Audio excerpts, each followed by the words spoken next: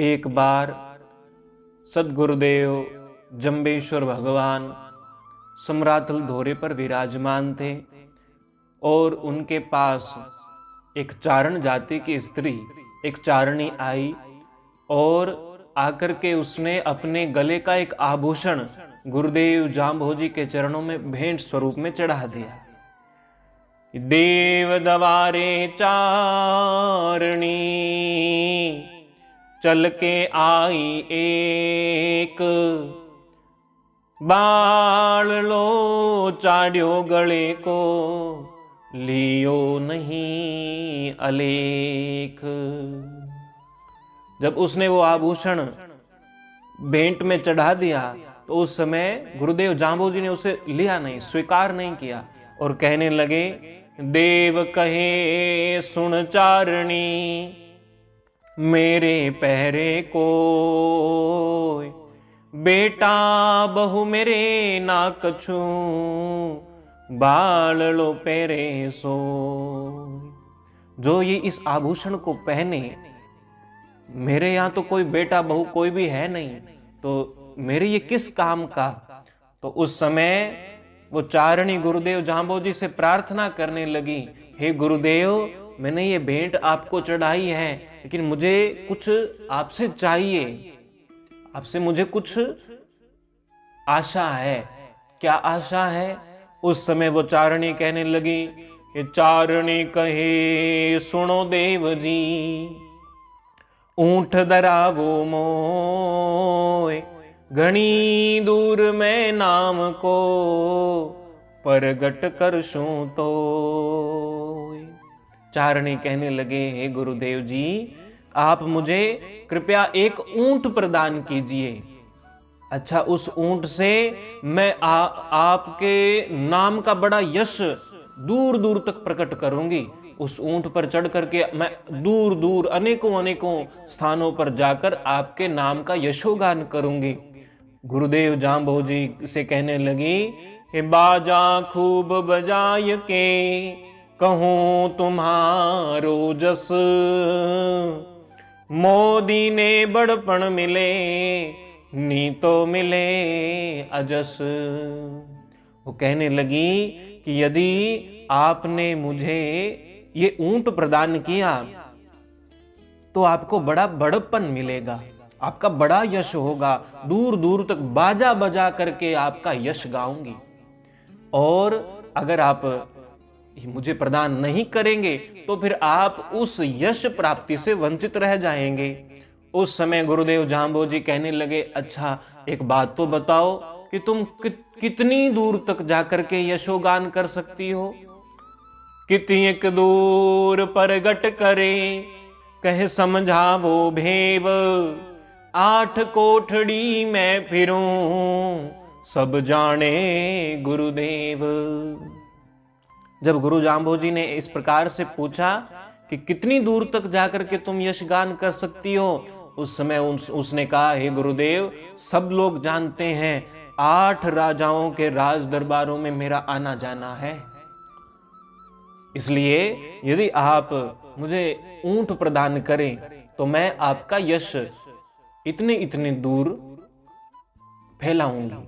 उस समय गुरुदेव जाम्भोजी ने शब्द संख्या 21 का उच्चारण उस चारणी के प्रति किया और गुरुदेव जाम्भोजी कहने लगे, ओम जी के सार य सारू पार य पारू थाग अथागू उम ग्या समागू ते सरवर कीत नीरू। गुरुदेव जाम्भोजी कहने लगे, जी के सार असारू। हे चारणी, तुम जिस बाजा बजाने में, जिस यश गान करने में, जिसके बारे में तुम कह रहे हो कि मैं इतनी दूर यश फैला दूंगी, जिस यश की बात तुम कर रही हो उसमें कोई सार नहीं है, वो तो असार है। और जो परम तत्व है उसको जानना ही विशेष मूल बात है, उसको प्राप्त कर लेना ही मूल उद्देश्य है, उसका ही मूल लाभ है। इसलिए उसकी ओर चलने का विचार करना चाहिए, पार अपार हूं, उसका कोई पार नहीं है, वो अपार है। थाग अथाग हूं, उसकी कोई था नहीं है, वो अथाह है। उमग्या समाग हूं। हे चारणी, जब हृदय के भीतर उस परम तत्व का अनुभव होने लगता है तो आनंद की लहरें उठने लगती हैं, आनंद का समुद्र उठने लगता है। उस समय ते सरवर कितनी रू। अच्छा एक बात बताओ, एक समुद्र हो, उसके सामने एक छोटा सरोवर, उसकी क्या समानता करेगा? उस समुद्र के सामने एक छोटे तालाब की क्या हस्ती है? उसी तरह ये संसार में जो यश होता है, ये उस छोटे तालाब की तरह है। और वो परम तत्व को जानना, मूल उद्देश्य वही है। उस परम तत्व में जो आनंद प्राप्त होता है, उस आनंद की उमंग जो प्राप्त होती है, उस आनंद के समुद्र के सामने ये बाहरी सांसारिक यश छोटे तालाब की भांति ही है, इसमें कोई सार तत्व नहीं है। इसलिए इसे तुम छोड़ो। और हाँ, अगर तुम्हें बाजा लेना ही है, क्योंकि उसने बाजा बजाने की बात कही थी, गुरुदेव जाम्बोजी कहने लगे यदि तुम्हें बाजा बजाना ही है तो बाजा अच्छा तो बजाओ। ये बाजा लो भल बाजा लो, बाजा दो हीरो, एकण बाजे नीर बरसे, दूजे मही बिरोलत खीरो। गुरुदेव जाम्बोजी कहने लगे बाजा लो, बाजा बजाओ, उसमें कोई दिक्कत नहीं है, कोई परेशानी नहीं है, लेकिन भल बाजा लो, भला बाजा बजाओ। भला बाजा कौन सा है? वह अब बाजा कौन सा अच्छा है, इसके बारे में यहां जब बात उठती है, तब गुरुदेव जाम्बोजी स्वयं अपनी ओर से ही कहने लगे कि मैंने तो दो गंभीर बाजे सुने हैं, उन दो गंभीर बाजों के बारे में सुना है, विशेष रूप से, मुख्य रूप से बाजा दो गहीरू। और वो कौन कौन से हैं? एकण बाजे नीर बरसे, उनमें से एक बाजा जब बजता है तो आकाश में से पानी बरसता है, वर्षा होने लगती है। अर्थात जब बिजली चमकने लगे, आकाश में बादल मंडराने लगे, और जब बादल गर्जना करते हैं तब वर्षा आती है। तो बादलों का गर्जना, वो जो गर्जना होती है वो वास्तव में विशेष बाजा है, और वो बड़ा गंभीर भी बजता है।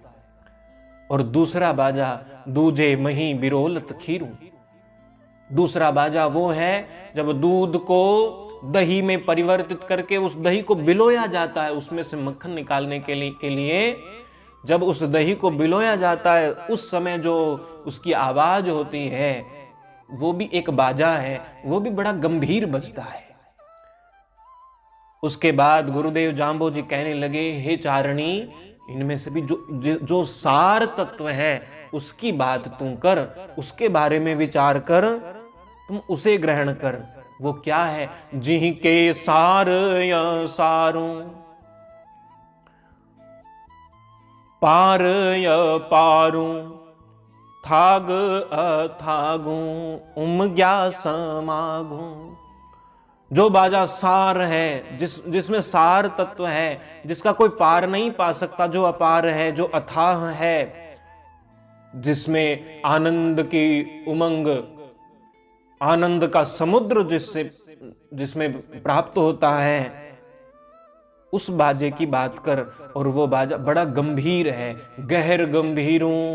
गुरुदेव जाम्बोजी कहने लगे गहर गंभीरों, गगन पयाले बाजत नादूं।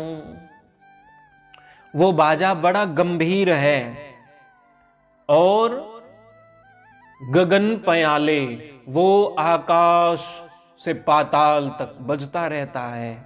बाजत नादूं, वो नाद ध्वनि है, वो नाद का बाजा है, अनहद नाद है। गुरुदेव जाम्बोजी यहां कह रहे हैं गगन पयाले, गगन और पाताल, ये वास्तव में हमारे शरीर के भीतर के रहस्य की बात है। गुरुदेव जाम्बोजी संकेत करते हैं जो मूलाधार से लेकर जो पाताल है, जो सहस्त्रार रूपी आकाश तक पूरे शरीर में बजता रहता है, उस बाजे को ग्रहण कर। वो वास्तव में वो बाजा है, बाजत नादूं। इसमें नाद ध्वनि प्रकट होती रहती है, वो नाद, अनहद नाद बजता रहता है, उसे सुनने का प्रयास कर। उसके बाद गुरुदेव जाम्बोजी कहने लगे, माणक पायो फेर लुकायो नहीं लखायो। गुरुदेव जाम्बोजी ने कहा कि हे चारणी, तुमने एक माणिक को प्राप्त किया, एक माणिक, एक मोती, एक मणि प्राप्त हुई है, लेकिन वो माणिक क्या है? वो ये मनुष्य योनि है, ये मनुष्य शरीर है, क्योंकि वो अनहद नाद, वो नाद ध्वनि भी, वो नाद रूपी बाजा भी केवल इस मनुष्य योनि में ही सुना जा सकता है, उसका अनुभव इसी में हो सकता है, अन्य किसी योनि में नहीं हो सकता। इसलिए ये माणिक है। माणक पायो, तुमने इसे प्राप्त किया, लेकिन फेर लुकायो, लेकिन तुमने इसको बाद में छुपा लिया, उस नाद को, उसको अपने भीतर ही छुपा लिया, उसको प्रकट नहीं होने दिया, उसका अनुभव स्वयं नहीं किया।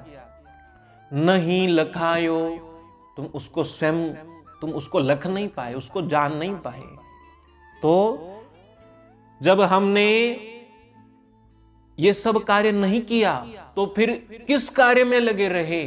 तो फिर इसके बदले में कार्य किया क्या? उस समय गुरुदेव जाम्बोजी कहने लगे कि दुनिया राती वाद विवादों, वाद विवादे दाणू खीणा, जो पौ पे खीणा भंवरी भंवरा। गुरुदेव जाम्बोजी कहने लगे, दुनिया राती वाद विवादों, उस माणिक को प्राप्त करके तुमने उस तत्व की खोज नहीं की, तुमने उस नाद ध्वनि को सुनने का, उसको अनुभव करने का प्रयास नहीं किया, बल्कि ये पूरी दुनिया वाद विवाद में ही फंस करके रह गई। वाद विवादों, और ये वाद विवाद किसका भला करता है? जब जब भी इतिहास उठा करके देखो, जब जब भी वाद विवाद की स्थिति हुई, तो उसका परिणाम क्या हुआ? गुरुदेव जाम्बोजी स्वयं कह रहे हैं, वाद विवादे दाणु खीणा। वाद विवाद से बड़े बड़े दानव, बड़े बड़े बलशाली राक्षस भी क्षीण हो गए, उनकी शक्ति क्षीण हो गई, नष्ट हो गई, वो खुद भी समाप्त हो गए। जू पहुं पे खीणा भंवरी भंवरा।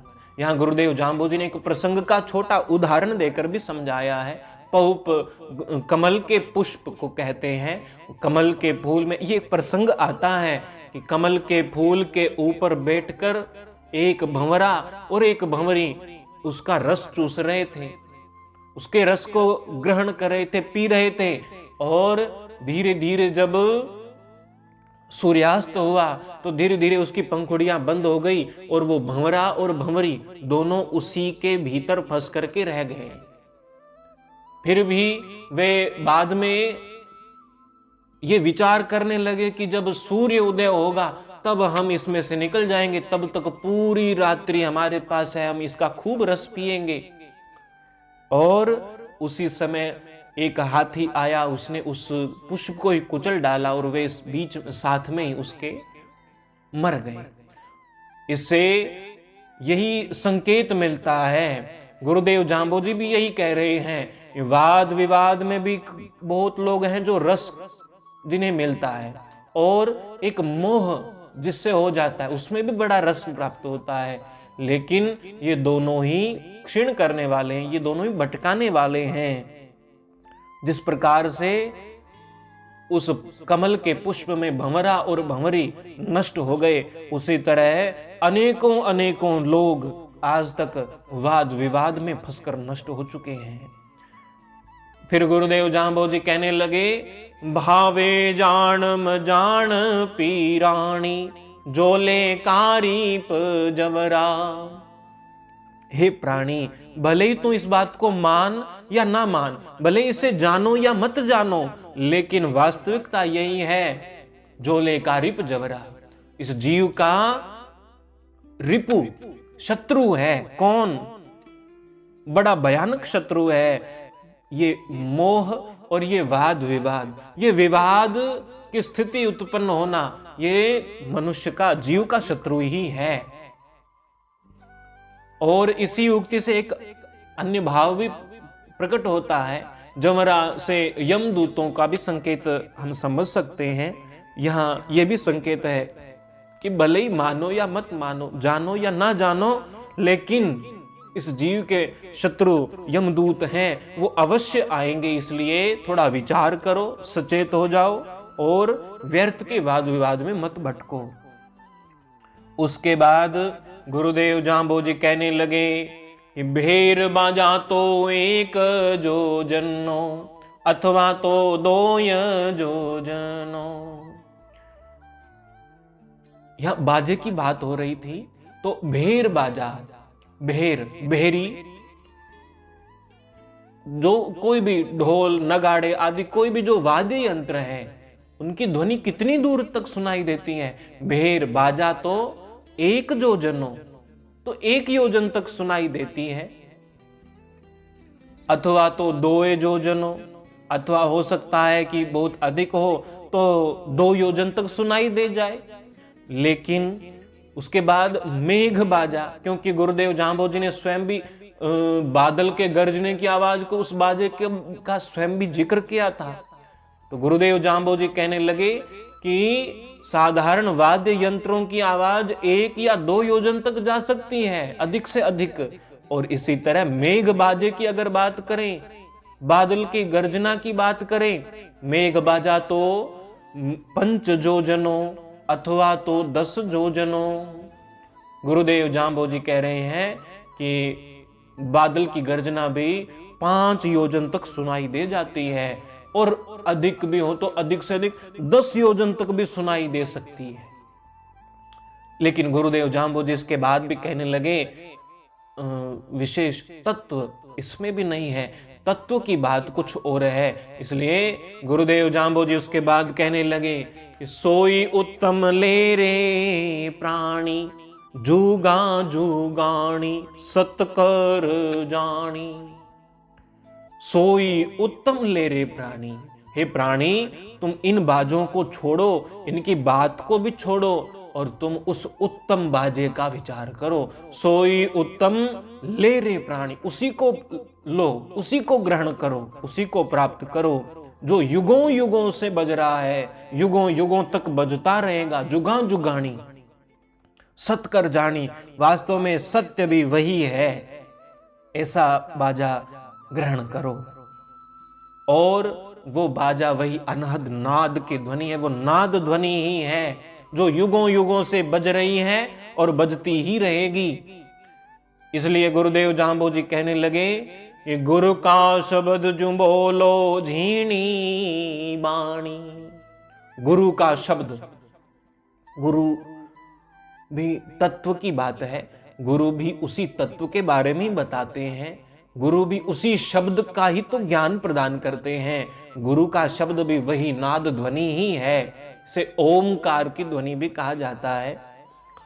गुरु का शब्द जो बोलो झीणी बाणी, और वो शब्द वो बड़ी झीणी वाणी में सुनाई देता है। वो शब्द भी बड़ा सूक्ष्म है, बड़ा महीन है, इसलिए उसका विशेष महत्व है।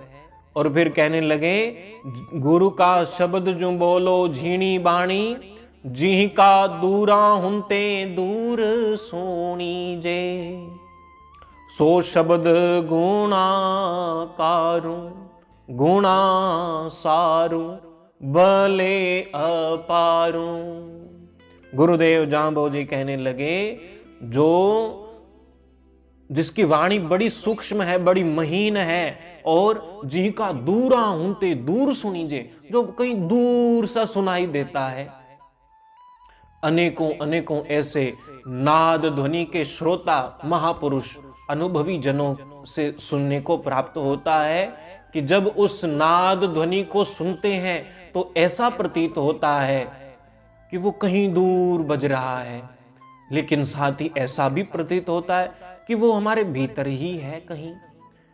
तो ये इसी का एक विशेष, इसी की विलक्षणता है, इसी की विशेषता है। वो नाद ध्वनि जी का दूरा हूं पे दूर सुनीजे, वो दूर सा भी सुनाई देता है, लेकिन नेड़ा था अपन दूर ना रही बा, वो उसके जितना वो दूर भी सुनाई देता है और उस जितना कोई पास भी अन्य हमारे नहीं है, वो अलग नहीं है। इसलिए इसकी विलक्षणता यही है। इसलिए उस शब्द को सुनो, उसको ग्रहण करो, उसका अनुभव करो, उसे प्राप्त करो। सो शब्द गुणाकारों, वही शब्द, वही ध्वनि, वही नाद ही गुणकारी है। उसमें अनेकों गुण हैं और गुणासारों, वास्तव में कहें तो गुणों का सार उसी में है, अन्यत्र नहीं है। बले अपारों, और उस नाद ध्वनि में अपार बल है। इसलिए गुरुदेव जाम्भोजी ने इस शब्द संख्या 21 के माध्यम से नाद ध्वनि की विशेषता बताई है, नाद ध्वनि को सुनने की ओर प्रेरित किया है, नाद ध्वनि की ओर हमें अपनी यात्रा आरंभ करनी चाहिए। वो अनहद नाद, गुरु का शब्द जिसे कह करके संबोधित किया है, उसकी ओर विचार करना चाहिए और व्यर्थ के वाद विवाद मोह आदि से बचना चाहिए। सचेत होना आवश्यक है। इस प्रकार से संकेतात्मक रूप में गुरुदेव जाम्भोजी ने इस शब्द संख्या 21 के माध्यम से उपदेश उस चारणी के साथ साथ मानव मात्र को प्रदान किया।